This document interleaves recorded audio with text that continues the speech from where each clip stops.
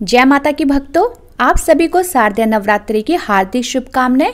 आप और आपके पूरे परिवार के ऊपर माता रानी की कृपा सदा सर्वदा बनी रहे। आज की इस वीडियो में हम श्री दुर्गा सप्तशती के श्री अर्गला स्तोत्र, कीलक स्तोत्र और रात्रि सूक्त के पाठ का श्रवण करेंगे। देवी के श्री अर्गला स्तोत्र का पाठ देवी कवच के बाद किया जाता है। श्री अर्गला स्तोत्र में काम, क्रोध और शत्रुओं का नाश करने वाली देवी भगवती की विजय गाथा का वर्णन किया गया है। श्री अर्गला स्तोत्र का पाठ करने वाले मनुष्यों को देवी की कृपा मिलती है और साथ ही धन धान्य की प्राप्ति और शत्रुओं का नाश होता है। श्री अर्गला स्तोत्र प्रारंभ। मार्कंडेय जी कहते हैं, जयंती, मंगला, काली, भद्रकाली, कृपालिनी, दुर्गा, क्षमा, शिवा, धात्री, स्वाहा और स्वधा इन नामों से प्रसिद्ध जगदम्बिके तुम्हें मेरा नमस्कार हो। देवी चामुंडे तुम्हारी जय हो। संपूर्ण प्राणियों की पीड़ा हरने वाली देवी तुम्हारी जय हो। सब में व्याप्त रहने वाली देवी तुम्हारी जय हो। काल रात्रि तुम्हें नमस्कार हो। मधु और कैटभ को मारने वाली तथा ब्रह्मा जी को वरदान देने वाली देवी तुम्हें नमस्कार है। तुम मुझे रूप दो, जय दो, यश दो और काम, क्रोध आदि शत्रुओं का नाश करो। महिषासुर का नाश करने वाली तथा भक्तों को सुख देने वाली देवी तुम्हें नमस्कार है। तुम मुझे रूप दो, जय दो, यश दो और काम, क्रोध आदि शत्रुओं का नाश करो। रक्त बीज का वध और चंड मुंड का विनाश करने वाली देवी तुम रूप दो, जय दो, यश दो और काम, क्रोध आदि शत्रुओं का नाश करो। शुंभ और निशुंभ तथा धूम्रलोचन का मर्दन करने वाली देवी तुम रूप दो, जय दो, यश दो और काम, क्रोध आदि शत्रुओं का नाश करो। सबके द्वारा वंदित युगल चरणों वाली तथा संपूर्ण सौभाग्य प्रदान करने वाली देवी तुम रूप दो, जय दो, यश दो और काम, क्रोध आदि शत्रुओं का नाश करो। देवी तुम्हारे रूप और चरित्र अचिंतनीय है। तुम समस्त शत्रुओं का नाश करने वाली हो। तुम रूप दो, जय दो, यश दो और काम, क्रोध आदि शत्रुओं का नाश करो। पापों को दूर करने वाली चंडिके जो भक्ति पूर्वक तुम्हारे चरणों में सर्वदा मस्तक झुकाते हैं, उन्हें तुम रूप दो, जय दो, यश दो और काम, क्रोध आदि शत्रुओं का नाश करो। चंडिके इस संसार में जो भक्ति पूर्वक तुम्हारी पूजा करते हैं, उन्हें तुम रूप दो, जय दो, यश दो और काम, क्रोध आदि शत्रुओं का नाश करो। मुझे सौभाग्य और आरोग्य दो, परम सुख दो। तुम रूप दो, जय दो, यश दो और काम, क्रोध आदि शत्रुओं का नाश करो। जो मुझसे द्वेष रखते हो, उनका नाश और मेरे बल की वृद्धि करो। तुम रूप दो, जय दो, यश दो और काम, क्रोध आदि शत्रुओं का नाश करो। देवी मेरा कल्याण करो, मुझे उत्तम संपत्ति प्रदान करो।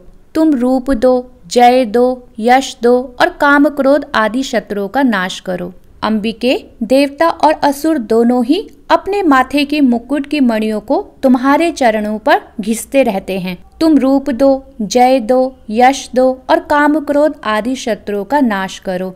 तुम अपने भक्तजन को विद्वान, यशस्वी और लक्ष्मीवान बनाओ। तुम रूप दो, जय दो, यश दो और काम, क्रोध आदि शत्रुओं का नाश करो। प्रचंड दैत्यों के दर्प का दलन करने वाली चंडिके, मुझ शरणागत को तुम रूप दो, जय दो, यश दो और काम, क्रोध आदि शत्रुओं का नाश करो। चतुर्मुख ब्रह्मा जी के द्वारा प्रशंसित चार भुजा धारिणी परमेश्वरी, तुम रूप दो, जय दो, यश दो और काम, क्रोध आदि शत्रुओं का नाश करो। देवी अंबिके, भगवान विष्णु नित्य निरंतर भक्ति पूर्वक तुम्हारी स्तुति करते रहते हैं। तुम रूप दो, जय दो, यश दो और काम, क्रोध आदि शत्रुओं का नाश करो। हिमालय कन्या पार्वती के पति महादेव जी के द्वारा प्रशंसित होने वाली परमेश्वरी, तुम रूप दो, जय दो, यश दो और काम, क्रोध आदि शत्रुओं का नाश करो। सचीपति इंद्र के द्वारा सद्भाव से पूजित रहने वाली परमेश्वरी, तुम रूप दो, जय दो, यश दो और काम, क्रोध आदि शत्रुओं का नाश करो। प्रचंड भुज दंडों वाले दैत्यों का घमंड चूर करने वाली देवी, तुम रूप दो, जय दो, यश दो और काम, क्रोध आदि शत्रुओं का नाश करो। देवी अंबिके, तुम अपने भक्तजनों को सदा असीम आनंद प्रदान करती रहती हो।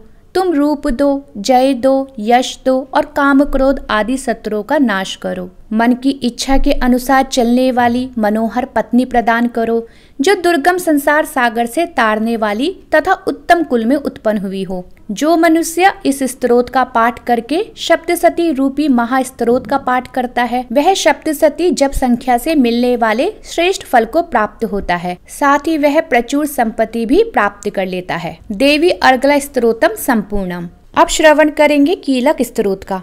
अर्गला स्तोत्र के बाद कीलक स्तोत्र का पाठ किया जाता है। कीलक स्तोत्र का पाठ करने से प्राणी रोग मुक्त हो जाता है और साथ ही तमाम सुख सुविधाओं, धन संपत्ति से परिपूर्ण होकर अंत में मोक्ष को प्राप्त करता है।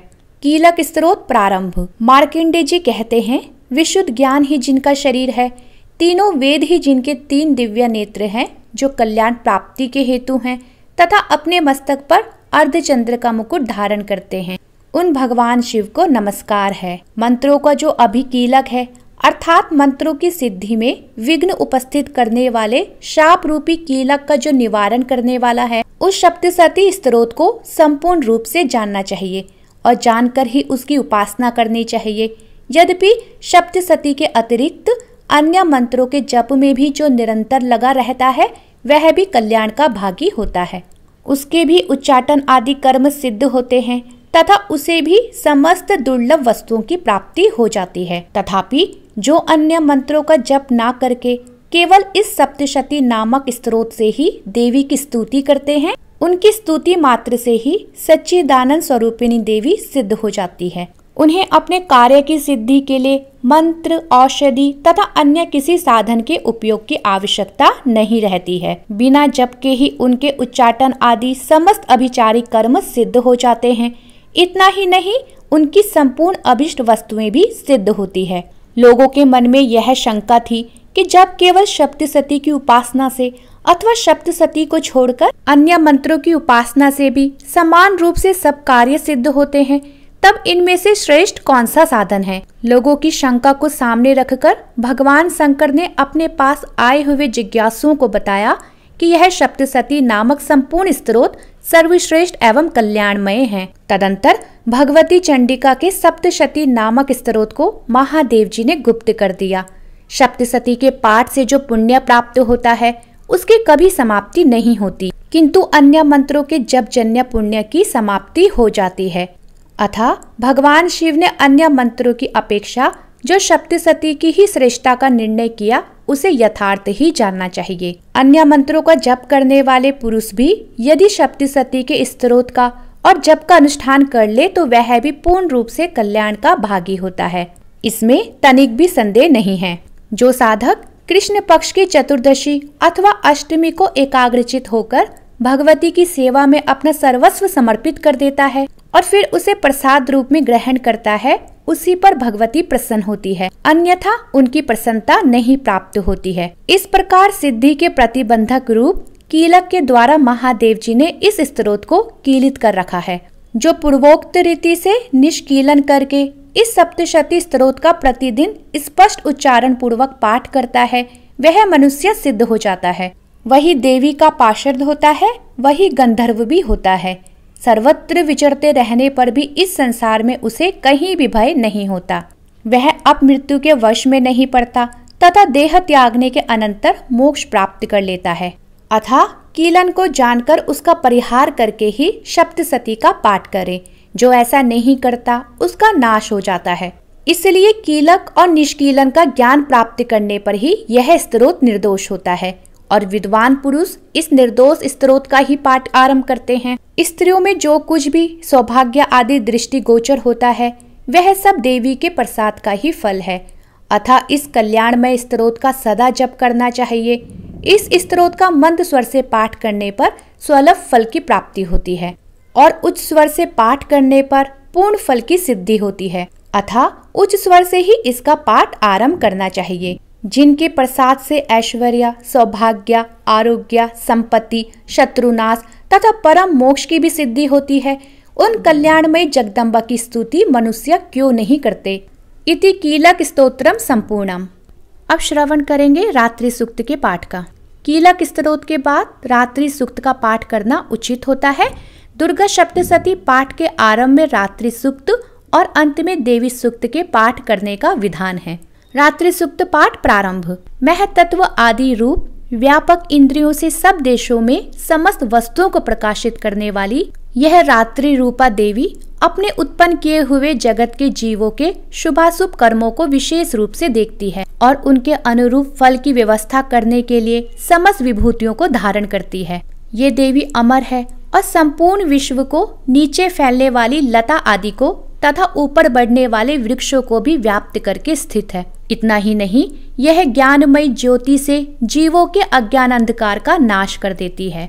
पराचिशक्ति रूपा रात्रि देवी आकर अपनी बहन ब्रह्म विद्यामयी उषा देवी को प्रकट करती है, जिससे अविद्यामय अंधकार स्वतः नष्ट हो जाता है। वे रात्रि देवी इस समय मुझ पर प्रसन्न हो, जिनके आने पर हम लोग अपने घरों में सुख से सोते हैं। ठीक वैसे ही जैसे रात्रि के समय सभी पक्षी वृक्षों पर बनाए हुए अपने घोंसलों में सुखपूर्वक शयन करते हैं, उस कल्याणमयी रात्रि देवी के अंक में संपूर्ण ग्रामवासी मनुष्य, पैरों से चलने वाले गाय घोड़े आदि पशु, पंखों से उड़ने वाले पक्षी एवं पतंग आदि, किसी प्रयोजन से यात्रा करने वाले पथिक और बाज आदि भी सुखपूर्वक सोते हैं। हे रात्रिमय चिशक्ति, तुम कृपा करके वासनामय वृक्की तथा पापमय वृक्क हमसे अलग करो। काम आदि तस्कर समुदाय को भी दूर हटाओ, तदंतर हमारे लिए सुखपूर्वक तरने योग्य हो जाओ, मोक्षदायिनी एवं कल्याणकारिणी बन जाओ। हे उषा, हे रात्रि की अधिष्ठात्री देवी, सब और फैला हुआ यह अज्ञानमय काला अंधकार मेरे निकट आ पहुंचा है। तुम इसे ऋण की भांति दूर करो। जैसे धन देकर अपने भक्तों के ऋण दूर करती हो, उसी प्रकार ज्ञान देकर इस अज्ञान को भी हटा दो। हे रात्रि देवी, तुम दूध देने वाली गौ के समान हो। मैं तुम्हारे समीप आकर स्तुति आदि से तुम्हें अपने अनुकूल करता हूँ। परम व्योम स्वरूप परमात्मा की पुत्री, तुम्हारी कृपा से मैं काम आदि शत्रुओं को जीत चुका हूँ। तुम स्तोत्र की भांति मेरे इस भविष्य को ग्रहण करो। इति रात्रि सूक्तम संपूर्णम। भक्तों, उम्मीद करती हूँ वीडियो पसंद आई हो। चैनल को लाइक, शेयर और सब्सक्राइब करना ना भूलें। जय माँ दुर्गे।